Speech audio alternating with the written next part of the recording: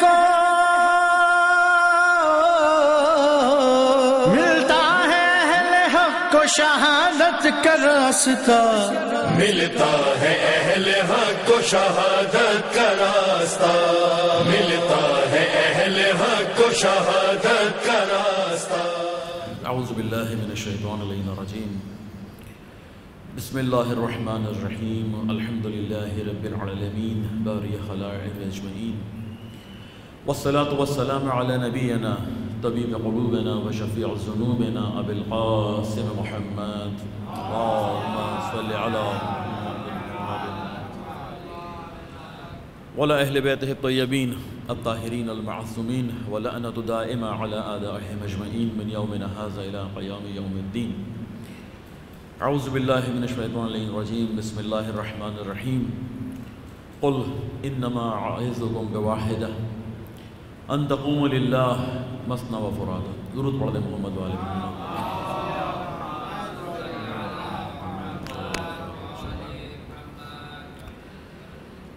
یہ میری خوش نصیبی کہ دو عالم اسلام کے، اس پاکستان کے، اس تشیع کے دو بہت بڑے شخصیات کہ جن کی یاد منانا، کہ جن کا ذکر کرنا انشاءاللہ جیسے کہ ان کی زندگیوں میں ہمارے لیے مشعل راہ تھا، ان کے بعد بھی ہمارے لیے مشعل راہ ہے۔ بہت مماثلت پائی جاتی ہے ان دو شخصیات میں۔ قرآن کی بہت ساری آیات ان شخصیات کے بارے میں بہت کچھ کہتی ہیں، لیکن جس آیت کو میں نے اپنا موضوع سخن، وہ اہم بات کہ جو قرآن نے، خدا نے رسول اللہ کے ذریعے سے آپ تک یا ہم تک پہنچائی، مخاطب ساری انسانیت تھی اس آیت کی، جس کا میں ترجمہ کرتا ہوں۔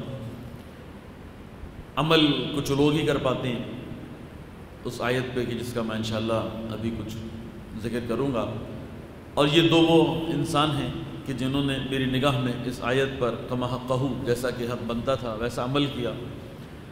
کیا کہا؟ خدا فرماتا ہے، رسول کہیے اعظکم، یعنی وعظ کے معنی میں ہے، نصیحت کے معنی میں ہے، وصیت کے معنی میں ہے، ہدایت کے معنی میں ہے، اور وہ اعظکم بواحدہ، ایک ہی بات ہے جو ان لوگوں تک پہنچا دیجئے۔ کیا ہے؟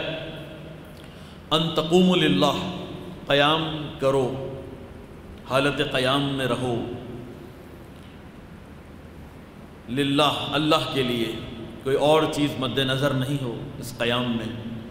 مثنی و فرادہ، چاہے اکیلے کرو چاہے دو آدمیوں کے ساتھ۔ مثنی ہم عربی میں دو افراد کے لیے استعمال کرتے ہیں، بھئی کہ خدا کہنا چاہتا ہے چاہے قیام اکیلے ہو یا قیام گروہ کی صورت میں ہو، اللہ کے لیے کرو۔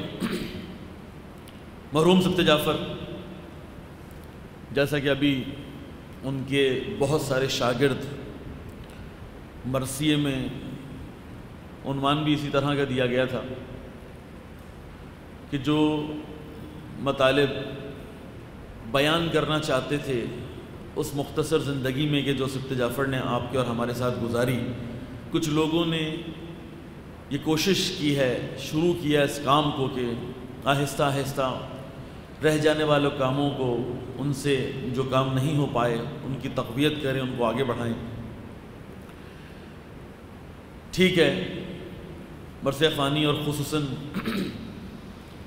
اس طرح سے فضائل اور مصائب کو بیان کرنا بر صغیر اور خصوصاً ہندوستان، پاکستان، اور اس میں بھی آپ کو معلوم ہے کہ اب بہت زیادہ آپ کے ہاں یہ رہ گیا، اور کہیں اس طرح سے مرثیے کا عنوان دے کے اس طرح آغاز مجلس میں، آغاز محفل میں اس طرح عنوان نہیں ہوتا۔ وہ اپنی جگہ، اس کی تقویت اپنی جگہ، لیکن سبت جعفر، مرحوم شہید سبت جعفر، نام صرف مرثیہ پہنچانے کا نہیں تھے، صرف اس انداز میں اپنی بات کہنے کا نام سبط جعفر نہیں ہے۔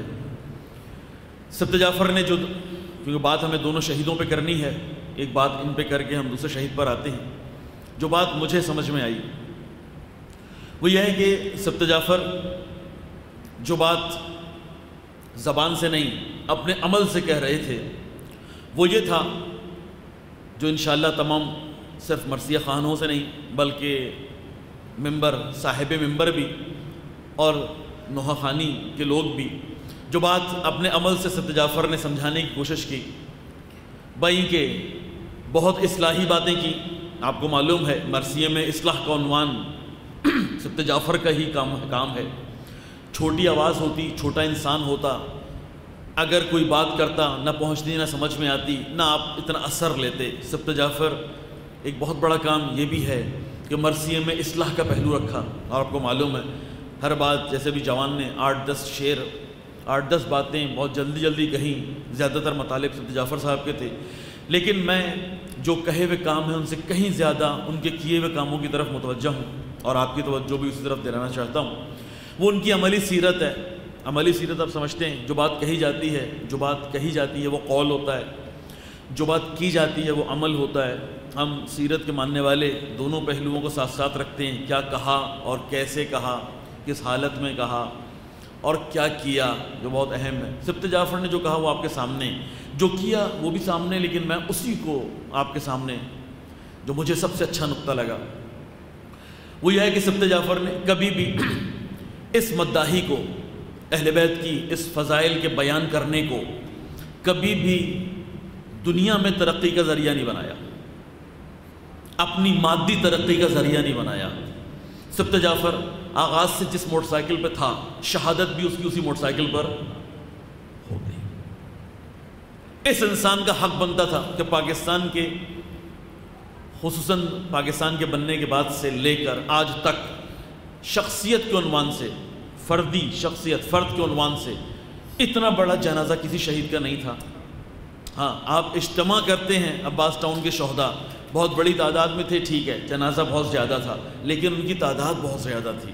یہاں پر ایک فرد کے عنوان سے اتنا بڑا جنازہ سوائے سبط جعفر کے کسی کا، اس کا مطلب ہے کہ قوم سمجھتی ہے، قوم جانتی ہے، قوم پہچانتی ہے، قوم حقیقت شناس ہے، قوم نے اس انسان کو سمجھا تھا۔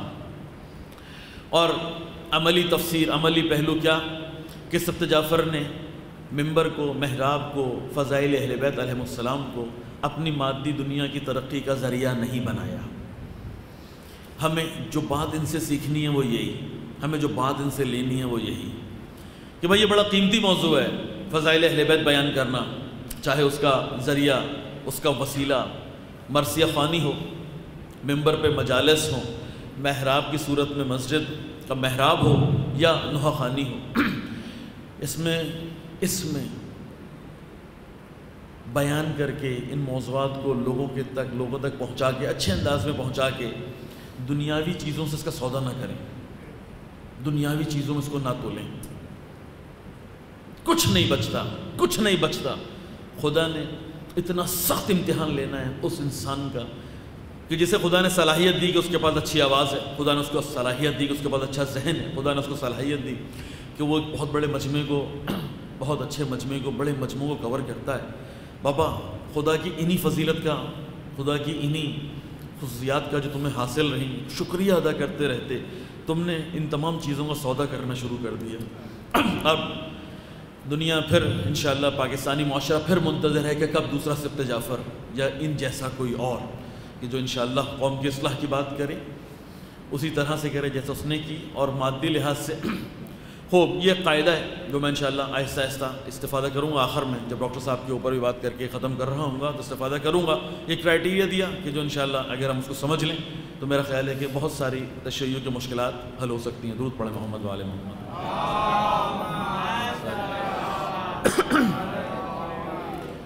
ڈاکٹر محمد علی نقوی سبط جعفر صاحب اہل کراچی تھے، شاید کراچی والوں کو نسبتاً اہل پنجاب یا اہل سندھ کے زیادہ شناخت تھی، لیکن ڈاکٹر محمد علی کی شخصیت کراچی میں بہت ہی غیر معروف شخصیت، نوجوانوں میں پھر بھی ایک مقام، ایک منزلت ان کو حاصل رہی، لیکن ہمارے ہاں کا ایک بہت بڑا طبقہ آگاہ سے آگاہ ہی نہیں رکھتا، آگاہ کی شخصیت کے بارے میں نہیں جانتا۔ ان کے بھی کچھ احسانات ہیں اس قوم پہ، انہوں نے بھی کچھ کام کیا اس قوم کے لیے، کچھ اس طرح کا کام کیا، اور اس زمانے میں شروع کیا کہ جب ان کی عمر کا آدمی اس زمانے کے تقاضوں کو دیکھتے ہوئے کبھی بھی سوچ نہیں سکتا تھا۔ کیا مطلب یہ کہ جب اس بندہ خدا نے کام کیا، تو میں پہلے بھی کئی مرتبہ اس بات کو آپ کی محفلوں میں، دوستوں کی محفلوں میں بیان کر چکا ہوں، اس زمانے میں یہ ڈاکٹر نہیں ہے جب کام کا آغاز کر رہا ہے، اس زمانے میں یہ ایک انٹر کا first year, second year, third year کا نوجوان ہے، جس کو ہمارے ہاں ایک اسٹوڈنٹ ہی کہتے ہیں ابھی تک، ایک طالب علم ہی کہلاتا ہے، انٹر کا ہو یا first year, second year, third year, fourth year, اس زمانے کا۔ یہ ڈاکٹر نہیں ہے، اور اس کی فکر ہی ہے، اس کی سوچ ہی ہے، آغاز یہاں سے کرتا ہے کہ کیوں پاکستان کے اندر نوجوانوں میں مرکزیت نہیں ہے۔ بات یہاں سے شروع ہو رہی ہے۔ کیا مطلب یہ کہ کیوں مختلف مکاتب ہائے فکر، اس زمانے کی بات کر رہے ہیں، بزرگوں کو زمانہ یاد ہونا چاہیے۔ بات ہے بھٹو کے ابتدائی دور کی، جس زمانے میں شیعہ نوجوان، بات شروع ہو رہی ہے پنجاب سے، آغاز ہو رہا ہے پنجاب سے۔ لاہور آپ کو پتہ ہے مرکز ہے، لاہور ابھی بھی لاہور مرکز ہے اسلامی تنظیموں کا، سیاسی تنظیموں کا، شخصیات، ادارے، ثقافت، جس کو آپ کلچر کہتے ہیں، لاہور میں وہ زمانہ کہ جب نوجوان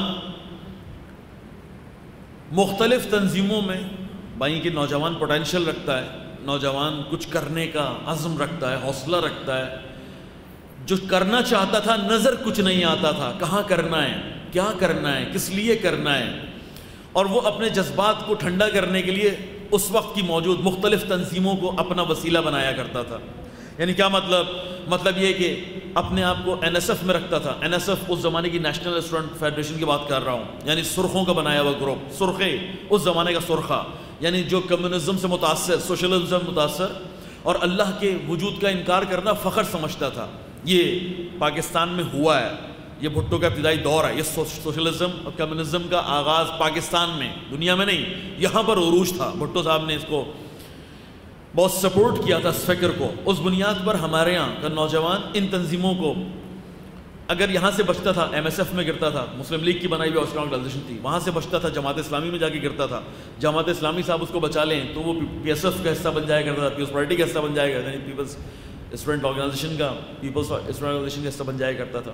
یعنی نوجوانوں کے پاس کوئی پلیٹ فارم نہیں ہے، نوجوان کو نہیں پتہ کرنا کیا ہے، نوجوان کو نہیں پتہ جانا کیا ہے، اس کا ہدف کیا ہے، اور وہ کمیونزم، وہ سوشلزم رگوں میں داخل ہو رہا تھا، تشیع کی رگوں میں۔ بزرگوں کو یاد ہونا چاہیے، ہمارے یہاں میرا خیال ہے ابھی بھی موجود ہوں گے، ابھی بھی اگر ہم اپنی ہی شیعہ کمیونٹی میں ذرا زیادہ پڑھے لکھے لوگوں کے تک پہنچ جائیں تو بڑی مشکل سے ہضم ہوتا ہے کہ ہاں اللہ کا وجود بھی ہے، بڑی مشکلوں سے ہضم ہو رہا ہے، ہاں ایک مذہبی بات بھی، یعنی سیکولرزم یعنی کمیونزم، سوشلزم کا جو انجام ہے، یا اس طرح سے آپ کو سیکولرزم کی طرف لے کے جاتی ہے، وہ اس طرح سے رچ بس گیا تھا کہ ہمارے یہاں اس معاشرے کے اندر اس کو فخر سمجھا جاتا تھا کہ ہم اللہ کا انکار کر رہے ہیں، اس کو فخر سمجھا جاتا تھا کہ ہم لبرل ہو کے سوچ رہے ہیں، ہم سیکولر ہو کے سوچ رہے ہیں، ہم زیادہ مذہبی نہیں ہیں، ہم زیادہ دیندار نہیں ہیں، ہم ابھی ریسرچ کر رہے ہیں، ادیان پر ریسرچ کر رہے ہیں،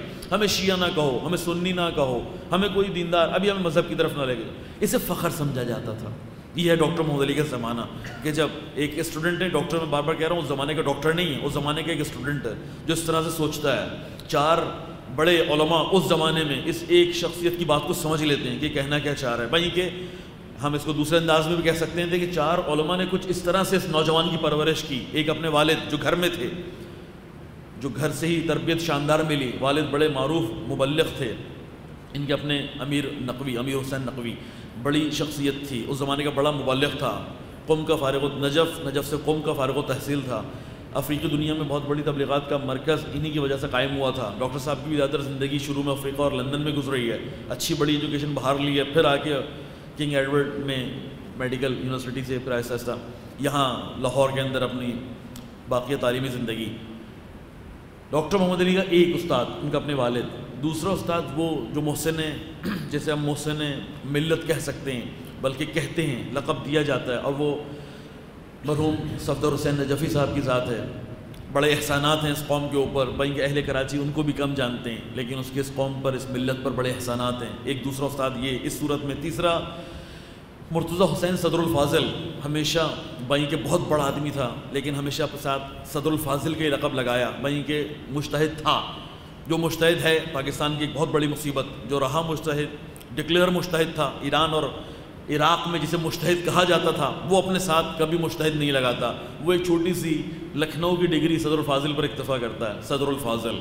اور یہاں جو کچھ بھی نہیں ہوتا وہ تیار ہے، مولوی اس کو کہیں، علامہ اس کو کہیں، علامہ اس کو کہیں، علامہ کا لفظ استعمال کرنے کے لیے تیار ہے۔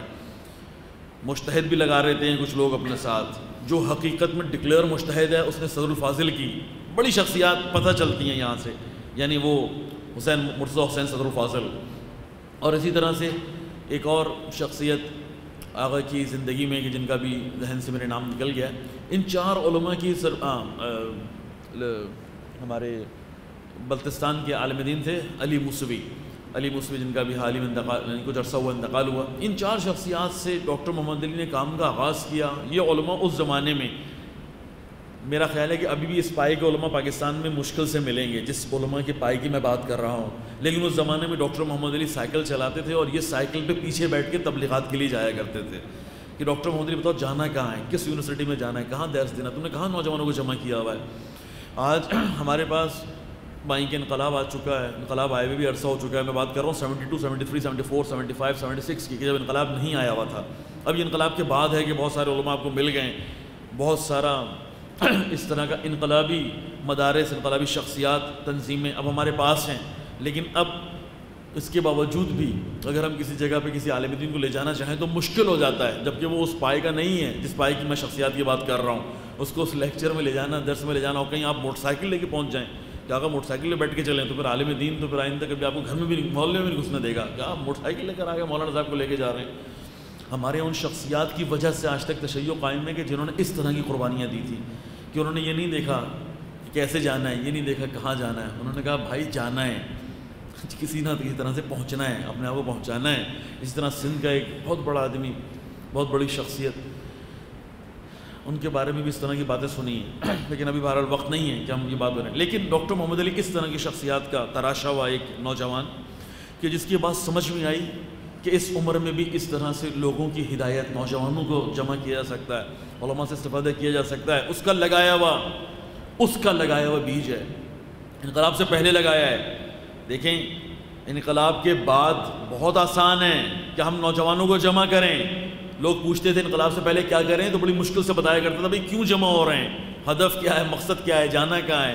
آج بہت آسان ہے، آپ کہتے ہیں بھائی انقلاب آ گیا ہے، آپ کہتے ہیں حزب اللہ لبنان بن گئی ہے، پھر آپ کہتے ہیں بابا فلسطین بیت المقدس کی آزادی کا مسئلہ ہے، پھر آپ کہتے ہیں آغا یہ دیکھیں شام میں کتنا ظلم ہو رہا ہے، پھر عراق میں آپ داعش دکھاتے ہیں، پھر یمن کے اندر زیدی ایک انقلاب لا رہے ہیں۔ تو آپ ابھی کسی نوجوان کو قریب کر لیں تو بہت سارے وسائل ہیں، بہت سارے اہداف اور مقاصد ہیں جس کی طرف آپ اس کی نشاندہی کرتے ہیں اور اس کو لے کے جاتے ہیں۔ ہم بات کر رہے ہیں اس زمانے میں کہ جب 72 ہے، 73 ہے، 74 ہے، 75 ہے، 76 ہے، انقلاب نہیں آیا ہے، اور ڈاکٹر محمد علی نوجوانوں کو جمع کر رہا ہے، ایک پلیٹ فارم پہ لے کر آ رہا ہے، اور ان کا احساس دلا رہا ہے کہ بھائی اتنا تو معلوم ہے کہ یہ جو خون تم یہاں، یہ پسینہ جو تم بہا رہے ہو یہ جائز نہیں ہے، اتنا معلوم ہے، بہانا کہاں ہے، جانا کہاں ہے، لے جانا کہاں ہے، اس کا تعین کر لیں گے، بیٹھو تو، جمع تو ہو، ملو تو، سمجھو تو، بات تو کرو۔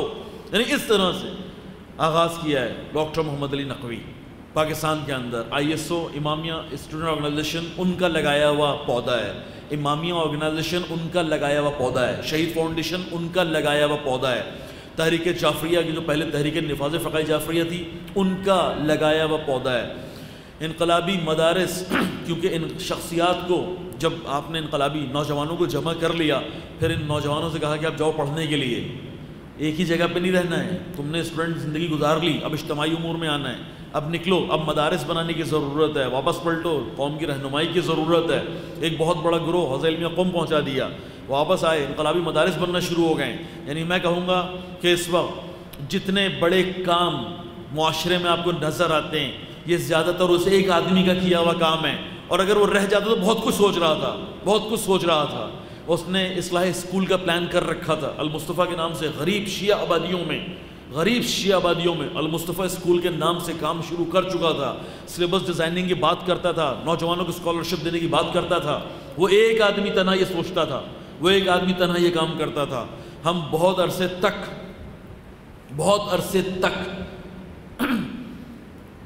ایسا لگتا تھا کہ جیسے یہ سارے کاموں کے پیچھے آرگنائزیشنز ہیں، سارے پیچھے بہت سارے برینز ہیں، بہت سارے لوگ ہیں. اگر قوم متحد ہے، اگر قوم آگے بڑھ رہی ہے، اگر قوم ساتھ دے رہی ہے، اگر قوم مقابلہ کر رہی ہے. ہم نے بہت برا دور دیکھا، سر 88 89 90 91 92 95 تک ہم نے بہت برا دور دیکھا. ہم نے بڑے بڑے لوگ شہید کروا دیے، ہم نے بڑے بڑے علاقوں میں فرقواریت جیسے، لیکن ہم نے مقابلہ کیا. آپ کو معلوم ہے جس جگہ سے فتنہ اٹھا تھا اس جگہ پر مقابلہ کیا. فتنہ کہاں سے اٹھا تھا؟ فتنہ فرقواریت کہاں سے اٹھا پاکستان میں؟ جی بولیں نا زور سے، آقا ڈر کیوں رہے؟ جھنگ سے نکلا ہے. کتنا عرصہ ہوا آپ نے کوئی واقعہ سنو جھنگ کا کہ وہاں پر کوئی شیعہ شہید ہوا؟ یاد کریں ذرا، میموریز پہ زور دیں تو یاد ہی نہیں آئے گا آپ کو. بھائی جھنگ میں آخری بار شہادت کب ہوئی؟ یعنی اس فتنے کو اسی جگہ پر دبا دیا، وہیں خشک کر دیا تھا اس کی جڑوں کو. یہ کام اس شخصیت کا ہے، یہ کام اس نے کیا ہے. وہ ہوتا تو قوم میں یہ جو آخری جس کی بنیاد پر آج بڑے بڑے گروپس نظر آتے ہیں، یہ بھی نہیں ہوتا، یہ نہیں ہوتا. مجھے یقین ہے یہ نہیں ہوتا، کیونکہ یہ فتنہ کھڑا ہو چکا تھا اور ڈاکٹر محمد علی نے 1 سال اس فتنے کے ساتھ زندگی گزاری ہے، جس وقت بہت بڑا فتنہ ہو چکا ہے. 1 سال گزاری اور وہ اس کو سنبھال رہے تھے، سنبھال لیتے. میں اس کو اس طرح سے کہتا ہوں کہ ہم شہید عارف حسین الحسینی کے بعد یتیم نہیں ہوئے، ہم اصل میں ڈاکٹر محمد علی کے بعد یتیم ہوئے، کیونکہ شہید کو بھی، بہت سارے شہید کے کاموں کو بھی ڈاکٹر نے سنبھال لیا تھا. ہم تو اصل میں ڈاکٹر صاحب کے بعد ملت جو ہے نا اس نے یتیمی دیکھی ہے ڈاکٹر محمد علی کے جانے کے بعد. اور جو میں کہہ رہا تھا کہ ہمیں ایسا لگا کہ یہ سارے کام بہت سارے گروہ کر رہے ہیں، نہیں ایسا نہیں تھا. کیوں؟ کیونکہ جیسی شخصیت چلی گئی، جو گیپ نظر آیا، پھر جو اختلافات نظر آئے، پھر جو ٹوٹ پھوٹ نظر آئی، پھر جو ہماری گروپنگ ہوئی، اس نے ہمیں احساس دلایا کہ نہیں بھائی یہ سب ایک آدمی نے سنبھال رکھا تھا، یہ سارے مسئلے ایک آدمی نے ہی سنبھال اور کنٹرول کیے ہوئے تھے.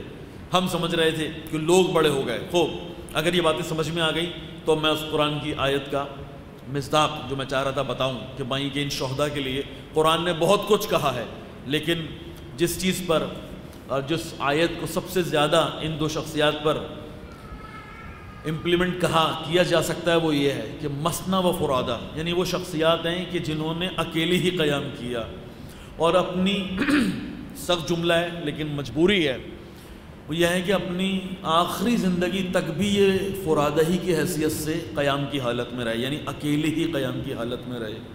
نہیں سمجھ پائے، لوگوں نے اس طرح سے ساتھ نہیں دیا.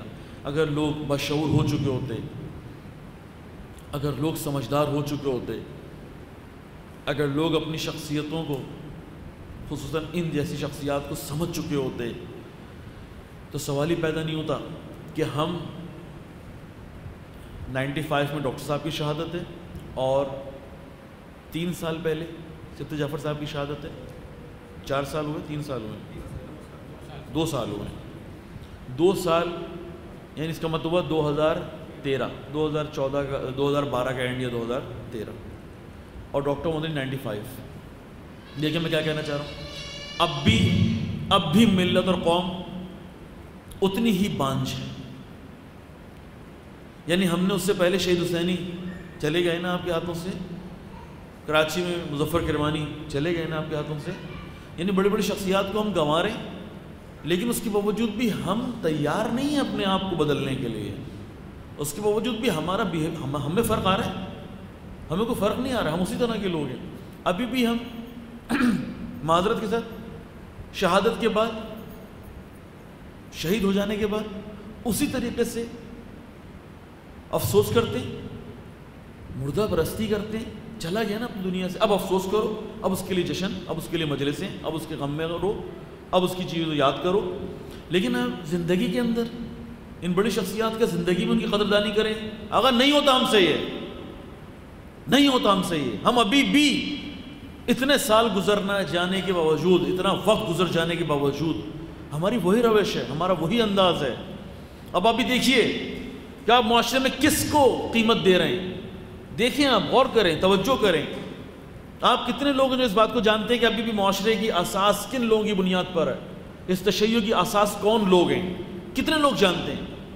آپ ابھی بھی کیا کرتے ہیں؟ آپ دیکھیں آقا، ابھی اپنے گروانوں میں جھانکنا ہے. دیکھیں شہداء کے اور خصوصاً ان بڑی شخصیات کے پروگرام اس لیے نہیں ہوتے اس لیے کہ ہم ان کی یاد بناتے رہیں. یعنی مطلب یہ ہے کہ بس ایصال ثواب. بابا ایصال ثواب بس ہے. کب تک ایصال ثواب لیتی رہیں گے؟ ایصال ثواب بس، اور کچھ نہیں. یعنی وہ شہید ہو جائیں، اپنا سب کچھ قربان کر دیں اور مسلسل قربانی کی حالت میں رہیں. نہ صرف قربان کر دیں، ان کا خاندان آج بھی قربانی کی حالت میں ہے.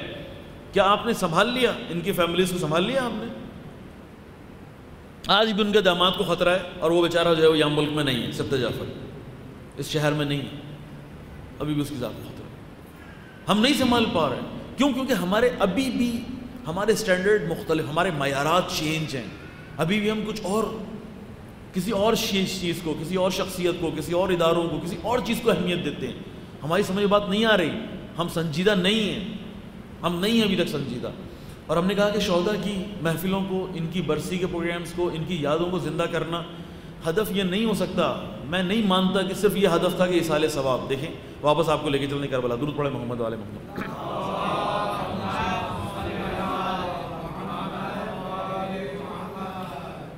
کربلا واقع ہو گیا، وارثین بچے، بڑی مشکلوں سے مدینے پہنچے. اب مدینے میں یہ کربلا کو زندہ رکھے ہوئے. اسے دیکھنے کے دو انداز ہو سکتے ہیں. ایک وہ جس کی نگاہ سے ہم دیکھتے ہیں اس وقت، جو ہماری نگاہ ہے ایصال ثواب.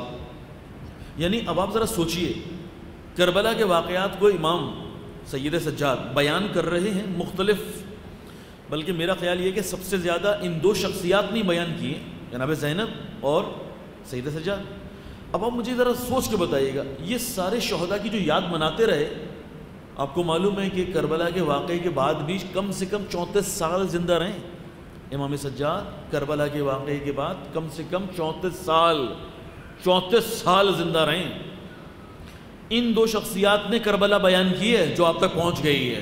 کیا کیا پہنچ گیا ہے؟ جزیات تک پہنچی ہیں، جزیات. یعنی ہمیں یہ تک معلوم ہے کہ امام کے ہاتھ سے اس انگوٹھی کو نکالا کس نے. آپ کو نہیں نکل پا رہی تھی تو کاٹ دی اس نے انگلی. ہمیں اس انسان کا نام پتہ ہے کہ کربلا میں امام کے ہاتھوں سے انگوٹھی نکالنے کا عمل کون کر رہا تھا. ہمیں جزیات تک پتہ ہیں. یہ ہے، اس کو کہتے ہیں کربلا بیان کرنا.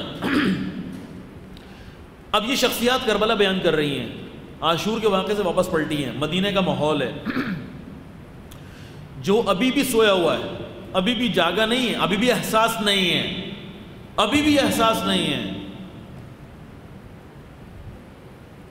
بہت برا حال تھا اس مدینہ اور اس مکے کا، بہت ہی برا حال تھا. لیکن بہرحال امام بیان کر رہے ہیں. اب آپ مجھے سوچ کے بتائیے. میں نے کہا کہ دونوں نقطۂ نگاہ ہو سکتے ہیں نا. ایک وہ ہے جو اس وقت ہمارا ہے، وہ یہ ہے کہ امام اس لیے بیان کر رہے تھے تاکہ زیادہ سے زیادہ ثواب ملے. امام کربلا اس لیے بیان کر رہے ہیں، فضائل اہل بیت اس لیے بیان ہو رہے ہیں، مصائب اہل بیت اس لیے بیان ہو رہے ہیں کہ ثواب کے اکاؤنٹ میں اضافہ ہو. ہمارا جو اکاؤنٹ کھلا ہوا ہے اوپر، اس میں اضافہ ہوتا چلا جائے. ایک یہ نگاہ ہے جو آج ہماری اور آپ کی نگاہ ہے. اور ایک یہ ہے کہ وہ بتا رہے ہیں کہ بھائی یہ کربلا برپا ہوئی ہے جس کی وجہ سے اسلام بچ گیا ہے، جس کی وجہ سے اسلام بچ گیا ہے. اب بار بار اس لیے بیان کریں گے کہ انہی کی روش وہ روش ہے کہ اگر رہتی دنیا تک آپ نے اور ہم نے استعمال کی تو کبھی بھی دنیا میں اسلام خطرے میں نہیں ہوگا. کون سا نقطہ نگاہ ہے امام کا؟ کیا نقطہ نگاہ ہے؟ اہل بیت کو کیوں زندہ رکھے ہیں؟ کیوں عزاداری کے پروگرام؟ سب سے زیادہ عزاداری کے پروگرام اہل بیت علیہ السلام معلوم ہے آپ کو. بانی مجلس، بانی مصائب، بانی ممبر، یہ اہل بیت ہیں. یہاں سے ایک اور نقطہ نکلتا ہے کہ کہیں کسی جگہ کسی انسان کو یہ احساس نہیں ہونا چاہیے کہ آقا مجلس تو میں نے شروع کرائی ہے، جلوس تو میں نے نکلوایا، پرمٹ تو میرے نام کا ہے، یہ والی عزاداری میری ہے، یہ جو ممبر سجائے میں نے. کیا کر رہے ہیں؟ کیا کر رہے ہیں؟ یہ تو کہیے کہ آپ نے جاری رکھا ہوا ہے، یہ نہ کہیے کہ آپ نے شروع کیا ہے. شروع انہوں نے کیا ہے جنہوں نے اپنا خون بھی دیا اور اپنی اولادیں بھی دی، اپنی عزت بھی دی، اپنا مال بھی دیا، سب کچھ دیا اس کو باقی رکھنے کے لیے. تو ہم شہداء کی یاد منا رہے ہیں، ان دو بزرگوں کی یاد منا رہے ہیں. میں تھوڑا سا زیادہ سنجیدہ ہو جاتا ہوں تو کہتا ہوں بھائی حلوہ بانٹ نہیں سکتا میں، شہداء کے پروگراموں میں حلوہ بٹ نہیں سکتا. ہمیں کچھ نہ کچھ لینا ہے، ثواب نہیں. تھوڑا سا اور سخت ہو جائے گا لیکن حرج نہیں ہے کہ اگر آپ سب یہاں ثواب کی نیت سے بیٹھے ہیں تو خدا نہ آپ کو ثواب دینا، مجھے ثواب نہیں چاہیے. ہمیں جو چیز چاہیے وہ یہ ہے کہ بھائی ہمیں کیا پریکٹیکل، ہمارے کس مشکل کا درد ہیں یہ لوگ، ہمارے کون سے معاشرے کا تشیع کے کون سے ایسے بڑے مسئلے کا حل ہیں یہ شخصیات. ہمیں یہ سوچنا ہے، ہمیں یہ بات لینی ہے، ہمیں اس موضوع پر بات کرنی ہے، ہمیں یہ سمجھنا چاہیے. ہمیں ڈاکٹر محمد علی چاہیے بھائی اس معاشرے میں. کیوں؟ کیونکہ انہوں نے پھر آخر میں شہادت دے کے ثابت کر دیا کہ بھائی انہی کا راستہ صحیح تھا، انہی کا راستہ صحیح تھا.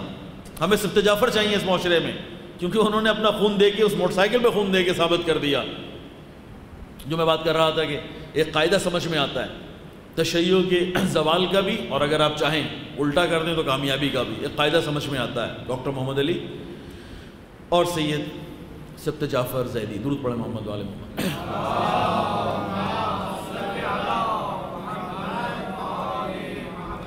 ہم نے دیکھا کہ ان دو شخصیات نے اس قوم کے لیے بہت کچھ کیا، اس تشیع کے لیے بہت کچھ کیا، اس کے شعور پر بہت کام کیا، اس کی دفاعی مضبوطی پر بہت کام کیا. ان دو لوگوں نے بہت کیا. لیکن کیا ان کی اپنی زندگیوں میں، مادی زندگیوں میں فرق پڑا؟ جو قاعدہ میں نے کہا ان شخصیات سے لے لیتے ہیں، یا ویسے تمام بڑی شخصیات کے پیچھے جائیں ایسے ہی نکلے گا. یعنی اگر مولا کائنات خلیفہ بننے سے پہلے کچھ چیزوں کی ملکیت رکھتے بھی تھے، تو جیسے ایک بڑا مقام، بڑی پوسٹ بظاہر دنیا کی مل گئی، تو جو مادیت کے لحاظ سے کچھ تھا وہ بھی گیا. خمینی بت شکن، انقلاب سے پہلے پھر بھی ایک گھر تھا قم میں، انقلاب آیا وہ بھی گیا. تو کہا بھائی کہاں کہ بس یہیں کہیں تہران میں. کہا تہران میں پھر کیا کریں، کوئی بڑا سا گھر لے لیں. انقلاب لایا ہے وہ، ایران پورا اس کا ہے. کہا کیا مطلب گھر لے لیں؟ کہا جس پر اب ہاتھ رکھیں وہ گھر آپ کا، کیونکہ شاہ کے بہت سارے لوگ بھاگے ہوئے تھے، ساری پارلیمنٹ بھاگی ہوئی تھی، سارے فوجی جرنلز بھاگے ہوئے تھے. کہا جس پر اب ہاتھ رکھیں آپ کا. کیا مطلب ہے؟ یعنی کیا یہ انقلاب اس لیے آیا ہے کہ کیونکہ ہم نے شاہ کو بھگایا ان گھروں سے نکال کے، تو اب ہم قبضہ کر لیں ان گھروں پہ؟ انہوں نے کہا یہ قوم کا مال ہے، قوم کی ملکیت ہے. کہا ایک اور مستضعف علاقہ تلاش کرو. یعنی میری خواہش ہے کہ جب آپ ایران زیارتوں پہ جائیں تو اپنے قافلہ سالار سے کہیں کہ بھائی مجھے وہ خمینی کا گھر بھی دکھاؤ کہ جو تہران میں تھا، اس کی بھی زیارت کریں، اس کو زیارت کی نگاہ سے زیارت کریں. کہاں ہے وہ؟ تو پتہ چلا وہ پہاڑوں میں جا کے ایک جگہ پر ایک گھر کا انتخاب کر لیا. کہا یہیں رہوں گا. ان کا آغا یہ کیسے، یہاں لوگ کیسے آئیں گے ملنے؟ انہوں نے کہا کیا مطلب ہے، میں یہاں اس لیے بیٹھا ہوں کہ لوگ ملنے آئیں. بھائی لوگ میرا کیا تعلق، کیوں ملنے آئیں گے لوگ؟ کہا نہیں آقا لوگ آپ کی زیارت کو آئیں گے. انہوں نے کیا مطلب ہے، یہ انقلاب اس لیے آیا ہے کہ لوگ وقت ضائع کر کے میری زیارت کرتے رہیں، کام کریں معاشرے میں، جو ہو چکا اس کو آگے بڑھائیں، میری زیارت کر کے کیا کرنا ہے. کہا اور پیچھے چلا جاؤں گا اگر یہ زیارتوں کی بات ہوئی تو. کیا ہو گیا؟ کسی نے کہا اچھا بھائی گھر تو میرا ہے، مولوی صاحب تھے، انہوں نے گھر تو میرا ہے، میں آپ کو ہدیہ کر سکتا ہوں، لے لیجیے، یہ چھوٹا سا ہی گھر ہے، 2 کمروں کا مکان ہے پہاڑ کے اوپر، ہدیہ کر سکتا ہوں. کہا ہدیہ سوچوں گا میں، پہلے کچھ کرائے کا تعین کر لیتے ہیں، کوشش کروں گا تمہیں کرایہ دوں اس کا، اس کے بعد دیکھیں گے. یعنی کیا مطلب یہ کہ جب معاشرے کے اندر شخصیات بڑا ہونا شروع ہو نا اجتماعی لحاظ سے، تو مادی اعتبار سے ان کو نیچے آنا ہے. یہ معیار دیا ہے، یہ اسلامی معیار ہے. لیکن اگر تنظیموں میں شخصیات ہیں، مذہبی اعتبار سے شخصیات معروف ہیں، ممبر پر ہوں، محراب پر ہوں، ڈاکٹر ہوں، عالم دین ہوں، اجتماعی امور میں ہیں، ٹرسٹی ہوں، حتیٰ کہ ٹرسٹی ہوں، مذہبی کام ہے، اجتماعی کام ہے، مذہبی کام ہے، دھندا نہیں ہے، پیسہ کمانے کی جگہ نہیں ہے، مقام کمانے کی جگہ نہیں ہے، منزلت کمانے کی جگہ نہیں ہے، خدمت. تو جب ان پوسٹوں پہ آئیں تو اس کا مطلب ہے کہ ان کی اپنی جو مادی زندگی ہے وہ نیچے جانی چاہیے. آقا قاعدہ ہے یہ. کیوں بھائی؟ کیونکہ جب یہ انہوں نے ذمہ داری سنبھالی ہے نا، تو سب سے پہلے ان کو جو انفاق کرنا ہے نا، ملت پہ جو خرچ کرنا ہے، قوم پہ جو خرچ کرنا ہے، تشیع پہ جو خرچ کرنا ہے، وہ پہلے اپنی جیب سے شروع کرنا ہے. نہیں آقا وہ تو بہت اچھا بولتے ہیں، لوگوں سے نکلوا لیتے ہیں. یہ ہنر نہیں ہے، یہ وجوہات ہیں کہ تشیع رکی ہوئی ہے. یہ وجوہات ہیں کہ جہاں ہیں وہی ہیں، آپ نے آگے نہیں بڑھنا. کیونکہ ہم سب اس مسجد سے، اس محراب سے، اس منبر سے، اس فضیلت سے، اس مسیح سے ہم سب کچھ کمانا چاہ رہے ہیں، جبکہ بالکل الٹا ہے. یہ سب چیخ چیخ کے کہہ رہے ہیں. یہ صاحب منبر جو اصل امام سجاد ہیں، یہ کربلا جس کی وجہ سے آج یہ سب رونقیں لگی ہوئی ہیں، یہ شہداء کے جنہوں نے اپنے آپ کو قربان کر دیا، چیخ چیخ کے کہہ رہے ہیں کہ بابا تشیع کو آگے بڑھانا ہے تو کچھ دینا ہے، نہ کہ کچھ لینا ہے. یہاں تو لینے والے ہیں، لینے والے تو بسم اللہ. پھر اختلاف، پھر اتحاد کا نہ ہونا، پھر مشکلات، پھر ایک دوسرے کے خلاف باتیں، ٹرسٹیوں کے آپس کے. نہیں علماء کے جھگڑے کی وجہ سے، صرف علماء میں جھگڑے ہیں، بسم اللہ، صرف جھگڑے علماء میں ہیں اور کہیں جھگڑے نظر نہیں آتے آپ کو. ٹرسٹیں ساری بڑی متحد ہیں، ماتمی دستے سارے متحد ہیں، ذاکرین سارے متحد ہیں، صاحب منبر سب متحد ہیں، مرثیہ خان میں بڑا اتحاد چل رہا ہے، سب بڑے متحد ہیں. آقا صرف اتحاد نہیں ہے تو علماء میں. یہ نہیں ہے مسئلہ.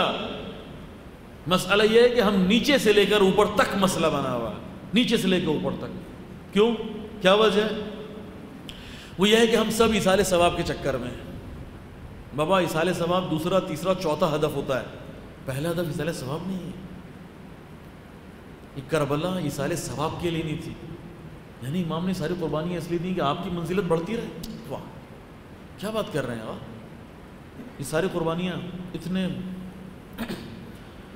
خود تو جو عظیم تھے یہ چھوٹے بچے، یہ جوان، یہ خواتین، یہ سب اس لیے کربلا میں ہیں کہ میں اور آپ جو ہیں وہ اپنے ثواب کے اکاؤنٹ میں اضافہ کریں. کیسے ہو سکتا ہے؟ کیا ہو رہا ہے؟ کیسے ہو رہا ہے؟ فرق ہو رہا ہے. جس وقت بھی ہم سمجھ جائیں دیر نہیں ہے، لیکن سمجھیں. آقا یہ منبر ہر ایک کے حوالے کرنا ہے، کیونکہ آقا بہت اچھا تبرہ پڑھتے ہیں. تبرے سے مجمع بہت لگتا ہے ماشاء اللہ. منبر حسین تبرہ کے لیے، تو وہ فضائل اہل بیت کہاں گئے؟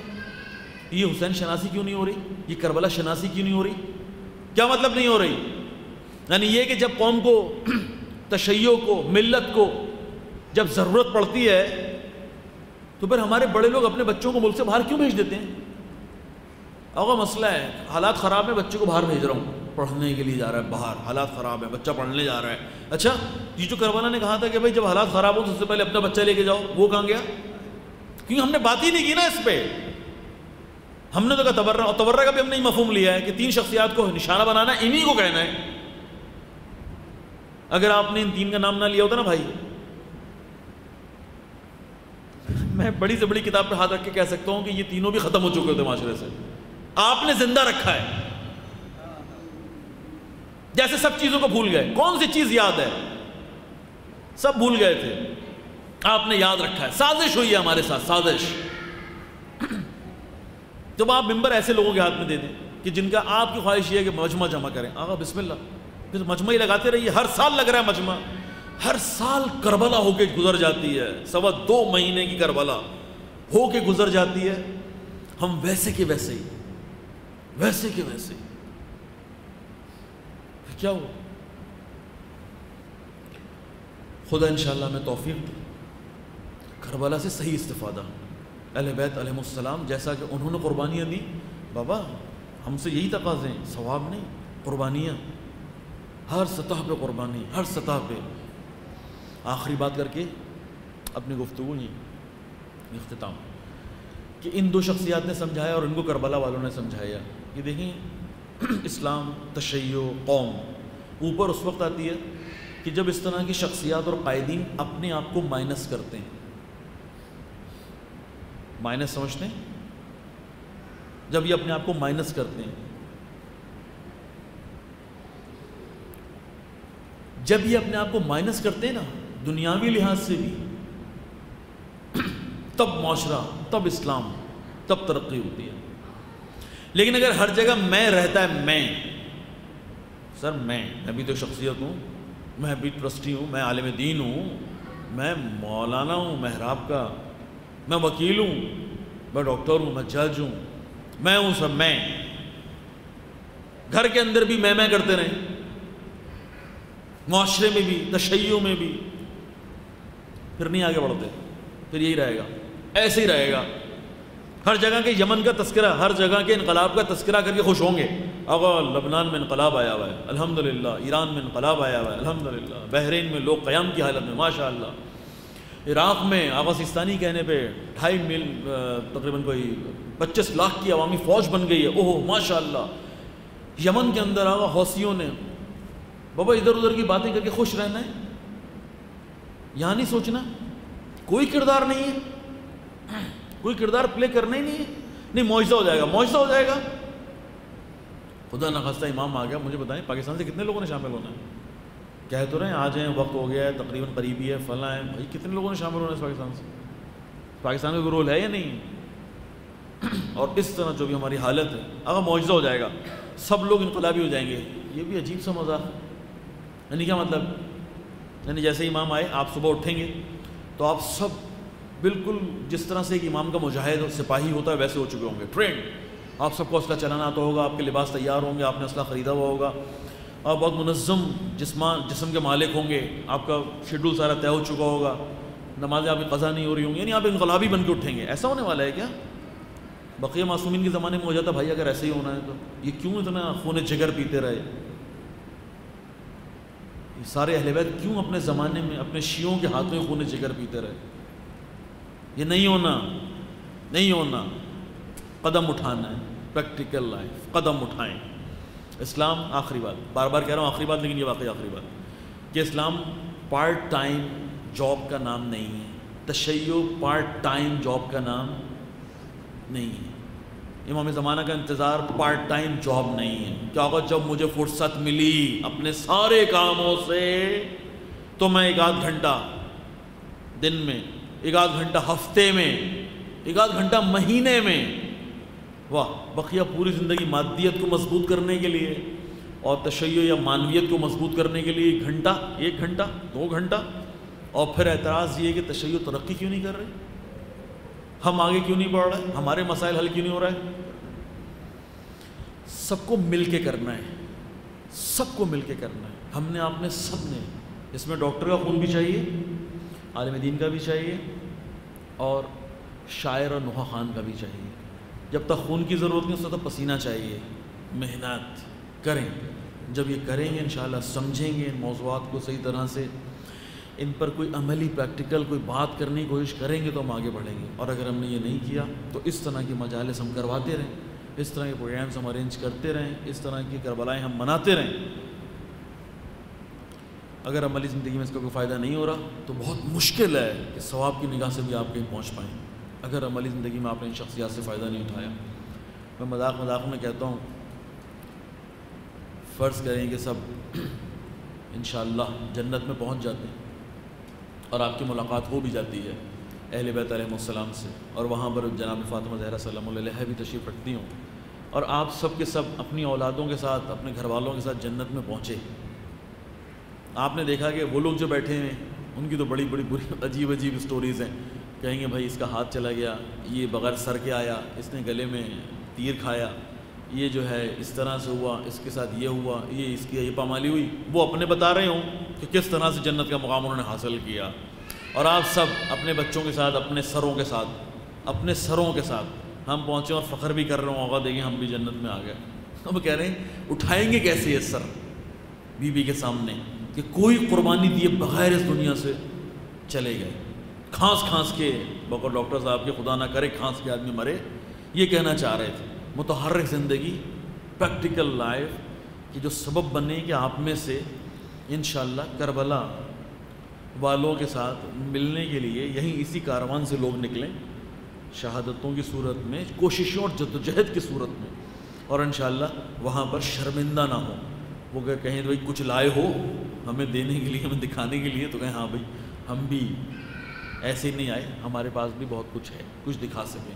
تو انشاءاللہ میں خود توفیق دے، معذرت چاہتا ہوں اگر کوئی بات کے حوالے ساری باتیں سخت تھیں، ویسے میں مذاق میں کہتا ہوں دوستوں سے کہ میں زیادہ سخت باتیں پہلی دفعہ اس لیے کر لیتا ہوں کہ آئندہ بلائیں نہ، پہلی اور آخری محفل ہو، آئندہ کبھی نہ بلایا جائے۔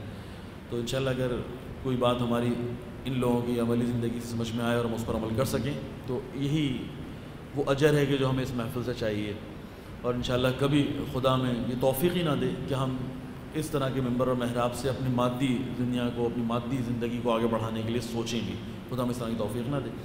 انشاءاللہ تمام شہداء اسلام کی بلندی درجات کے لیے، اور خصوصاً ان 2 شہیدوں کے لیے کہ جن کی یاد میں ہم یہاں پر بیٹھے تھے، ایک سورہ فاتحہ پڑھنی ہے لیکن ایک صلوات کے بعد۔